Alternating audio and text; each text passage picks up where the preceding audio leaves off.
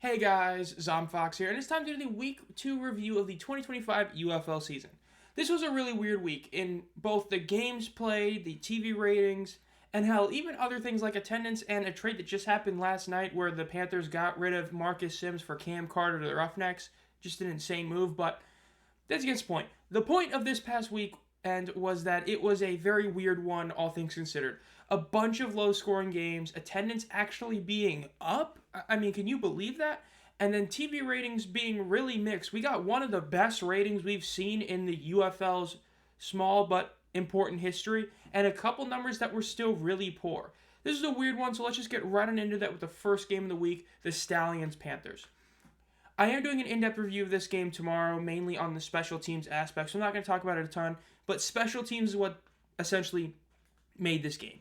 The Panthers allowed multiple big returns, muffed a punt, and there was a point in the game where they could have gotten a first down in a key drive. Perkins decided not to get a first down. Then Nolan decided to punt it, and it just ended up screwing him over.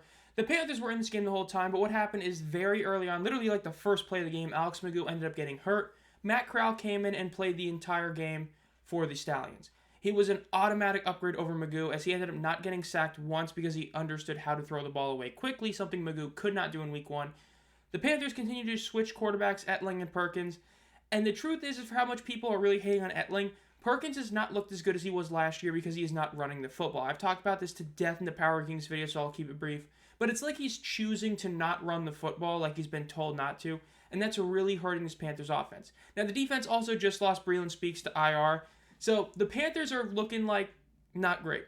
To put it simply, if the Power Kings came out today, I would have moved the Panthers below the Showboats because they're losing Sims and Speaks is really rough. But overall, this was a very close game, all things considered. Yes, the Panthers were getting shut out for most of the entire game till literally the fourth quarter, but the defense always kept them in it. There was a drop pick six, a couple other things happened. The defense did all they could to make this a Panthers win, but the offense and special teams, especially the special teams, just wouldn't let that happen, and in the end, Birmingham got the W. Again, this is a very interesting game. Much better Friday night game than week one, but still not a great game. So that's the Stallions Panthers. Now we have the Showboats Defenders. This was so far game of the year. Yes, this was a low scoring game, but this was easily the best game so far. The one side of the ball that made this a somewhat hard watch was the DC offense continuing to just be totally inept. Whether it be drop passes or Teamu missing free touchdowns and the ground game still not being fully back, it hurt. But EJ Perry and the Showboats offense looked much improved under Ken Wisenhunt. They still didn't look great, do not get me wrong. But again, this DC defense looks to be legit. I said this game was going to tell a lot about both teams, and it did. It showed that both of these teams are legit playoff teams. Now, will they make it? Tough call, because DC still hasn't played a conference opponent, and Arlington and St. Louis both look really good as well. So this is a tough one for DC to make the playoffs, and Memphis, you would say that, but Michigan just took a couple of big hits. But overall, this was a very good game. This is definitely the best game of the year so far. Again, if you're a football fan, not just, a casual, I like high-scoring games, but if you're a football fan, this was the best game of the week. Memphis had a masterful drive to end the game, we thought, until the 2-minute warning where they ended up being forced into a fourth down. They decided to kick a field goal to then do a 4th and 12 to kick another field goal, but they got their kick blocked, and because of that, DC ended up pulling off the W. This is a great game, easily the best game of the year so far. So, congrats to both teams for putting up a great game, and DC is now 2-0. And Memphis is the best 0-2 team, and some would even say better than 1-1 teams. Now, the third game was the Roughnecks Renegades. This was a rough one to watch. Arlington, as I said in the Power Rankings video, did not shoot themselves in the foot, they shotgunned themselves in the knee. This was like the Brahmas Roughnecks game last year where the Brahmas were just trying to give Houston the win, and this happened again. So many bad penalties, so many bad turnovers, not so many, but there was a bad fumble where Canella got knocked out on a great drive. He fumbled the ball. The Roughnecks got massive return to the 50, and then Brown threw an interception. Anthony Brown is horrible. He has played 2 games, and through 2 games, he has been absolute trash. Nolan Henderson came in, did nothing passing, and did nothing on 2 drives. And then Brown gave us literally 1 good drive, the final drive of the game for the Roughnecks, and that's what made this game 11-9 as the final score. Again, Arlington, had they not done all these penalties and turnovers, would have won this game easily by like 20. Arlington's defense is a very improved unit. Them and the Showboats defense are the 2 most improved defenses in the league. Well, and DC. Really, all 3 of those defenses, which were really bad last year, are looking really good this year. The running game for Arlington Still not there yet. But again, this game was a lot of penalties. Perez still looked really good, all things considered. This was a close game, technically, but this was nowhere near as good as the DC-Memphis game, but still not a terrible game. And then finally, we have the Battlehawks Brahmas on FS1, which we'll get to the TV ratings, which are really shocking on this game in a good way. But overall, this game reinforced that the Brahmas are not the same team they were last year. Wade Phillips was back on the sideline and didn't really matter. Kellen Mond, if it wasn't for Anthony Brown, would be considered the worst starter in the league right now. He looked bad again. The ground game's still not doing what you expect. Yes, Anthony McFarland did Anthony McFarland things, broke a 22-yard rush like he always does, but eliminating that, the ground game was basically non-existent for the Brahmas, all things considered. Manny Wilkins, once again, was a very accurate, solid passer and ran the ball. Again, he's doing what Perkins is supposed to be doing, being an accurate passer who can run. Again, Wilkins last year was a great runner who couldn't throw even remotely accurately. This year, he's gotten that accuracy up. Yes, he's played the two worst teams in the league, but again, we've seen other quarterbacks play those teams, mainly Perez, who we know is a great quarterback and a very accurate passer, and Wilkins is hitting very similar stats there. So that shows that, yes, Wilkins is just playing really well. We'll see when he plays a much better team this week in week 3, but as of now, he is playing like the best quarterback in the league, though most people would still say Perez is, but Jacob Saylors is the MVP through 2 weeks. He has just been incredible. Again, he had 46 yards rushing, 3 touchdowns on the ground. He's been the best running back in the league and the best player overall through 2 weeks. Again, the Battlehawks just dismantled the Brahmas. Again, not even a close game. Duggan got some reps in. So that was this game. Now the attendance. This was shocking. This isn't just good. This is great attendance. Now, this is where it comes down to, if you know UFL football, yes, these are tickets distributed, blah, blah, blah. Oh, but there wasn't that many people at the game. We all know that. But that's how everything was last year as well. Like I called out, DC last year, their last couple of games did not have the amount of people they said. But what's important to note is that this is actually really good. Michigan has never hit 10K in the USFL or UFL. They hit it this week. It didn't even matter that it was on a Friday night. It didn't matter the Detroit Tigers had opening day earlier that day. It didn't matter the Red Wings were on TV and playing in Caesars that night. They still hit 10K. That is the most impressive number of the week, all things considered. Again, all things considered, that's the most impressive number of the week is 10K in Michigan. For everything going on, every excuse that we would have had if it was about attendance, people would have said, oh, the Tigers played, oh, the Red Wings played. They hit 10K. Impressive. Now, DC is 13,000. It's an improvement from last week. I said it before. Them winning against Birmingham in week 1 was going to be a very, very good thing for their attendance. Yes, I know the cherry blossom, blah, blah, blah. I knew that was going to help, and it did. Their attendance went up almost a full 1,000. Yes, it's not their 15K last year or their 14K average, but this is a good step in the right direction. Arlington, they managed to stay relatively similar to week 1. Now, this number is a bit less than their average last year, but as we talked about, their average last year was heavily inflated by like that 14K week 1 game. So eliminate that. This is higher than their average last year. And again, this was an 11 a.m. game, a terrible start time, and the weather wasn't terrible. Like, to me, the weather for Houston in week 1, legit excuse. When you're expecting thunderstorms 3 hours before the game, that's different than it's going to be a bit cold and there's going to be some rain, because there was some sleet. But the 11 a.m. start time hurt. This was a better start time. I don't think it would have hit 11. It would have probably hit exactly like 10K. Again, still a solid number, but probably the weakest overall. And then St. Louis.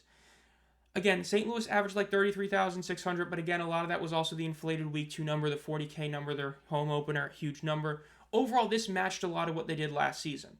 So overall attendance is really good. I mean, the worst number is either Arlington for slightly dipping at a bad start time, or St. Louis for just not getting close to the week 2 number. But again, like I said before, the season ticket renewal rates being drastically down affected St. Louis and DC above all other teams. And to see St. Louis still put up 30K plus and to still see DC improve from week 1, that's good. As for attendance, this was one of the best weeks and arguably the best overall week, all things considered. Again, week 2 last year is really the only one that can really compare to this one when you look at it, because again, Memphis having that near 9K amount, we know damn well we ain't going to see that this year for them. And then Michigan, that was a decent number for them back then, even though it got much better later in the year. Again, overall attendance, really, really good this week. One of the definitely top 3 best UFL attendance weeks, if not higher. Again, I'm not saying by average. Using just average does not tell the full story with attendance. Again, like if a team like Memphis were to hit 8K, that would be better than DC hitting 10K, hell, even 12K, if you know what I mean. So, attendance, really solid. TV ratings, really mixed.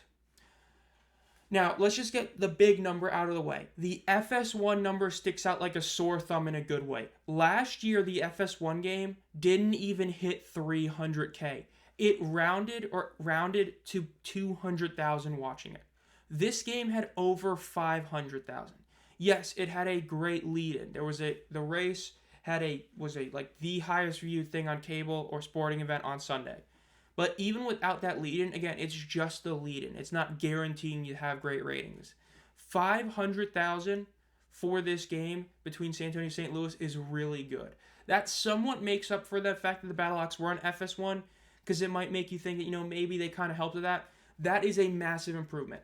ESPN's number, still down from last year, bad. Up from last week, good. Last week was 570. This week was 613. It is improvement. That's what you like to see. Now, the Friday night game.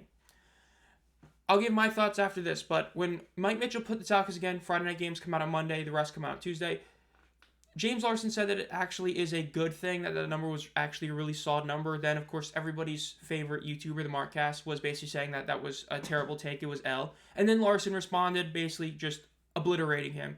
Reed, you could always take 30 seconds to read on my articles, hypothetically speaking, of course, on TV ratings, to see that I've always been pretty realistic and maybe sometimes even too pessimistic on the UFL and its future. Was expecting Friday night's game to be 500K at best. I'll take 650K at any day of the week. Now, Larson, if he thinks that this is a really good number, I'll take his word for it. To me, I still want it to be higher. Yes, I get it's Friday night. It's not, Saturday night or Sunday night. It is still primetime TV. I guess I know it's a hard spot to fill historically, but it's primetime TV on a broadcast TV network. Hopefully, with all the March Madness being gone, so we don't have to hear that excuse every time, March Madness is over. Next week's number, I hope, hits at least 800K, and I mean 800K. Because I get that he's saying that, 500K would be its best. I said that it needs to be over 1 million. I still think it needs to be a high number. Again, at this point, over 700K would be a good week because, again, it's all about improvement. That's my thoughts on it. Those are Larson's thoughts on it. I just wanted to put the full picture on it. Now, the other game, this was the biggest disappointment, was the Memphis-DC game. 620,000 really hurt to see that one. Now, you can make any excuse you want. ABC was the most consistent network last year. Last year, in week 2, it had almost 1 million. And it did average 1 million, despite not even having the championship game, which was on Fox. It was the most consistent network, and it was the best performing network, all things considered. That was a disappointment. Again, I get competition, but the bottom line is that is a number you do not want to see. March Madness is over. We've historically seen that March Madness affects the UFL, XFL, USFL TV ratings much more than the NBA and NHL playoffs. There's a lot of reasons to it, but that's the truth. March Madness is a much bigger deal in terms of affecting it. Again, the other ones do affect it, but just not nearly as much as March Madness. March Madness is over, so week 3 you should hopefully see some increased TV ratings. Again, numbers. ESPN, mixed. Better because it's better than last week, but bad because it's nowhere near what it was last year. FS1, incredible number, that's all there is to say. Friday Night Football, depending who you ask, really good, really bad, or mediocre number. And then ABC, poor. That's why I'm saying it's mixed TV ratings. Just like the attendance last week was mixed, TV ratings this week were mixed. Again, that's pretty much it. So that'll do it. This has been Zom Fox. If you enjoyed this video, make sure to subscribe to the bell. Again, tomorrow at 6 p.m., I will have my first in-depth review on the season, and it will be on Michigan's special teams unit this past week against the Stallions. So be on the lookout for that video, as well as the Player of the Week video, or short, which should come out tomorrow night, I would assume, pending that they change when they release that and all that. Again, think about becoming a community member for 99 cents a month. You can click by joining down below with the join button or a link in the description. You get 6 team emojis currently. You also get an exclusive monthly video only to members, as well as other sneak peeks and community heroes. The $2.99 tier get to vote on one of the games we stream every week. So be looking for all of that. Thank you guys for watching, and as always, have a great night.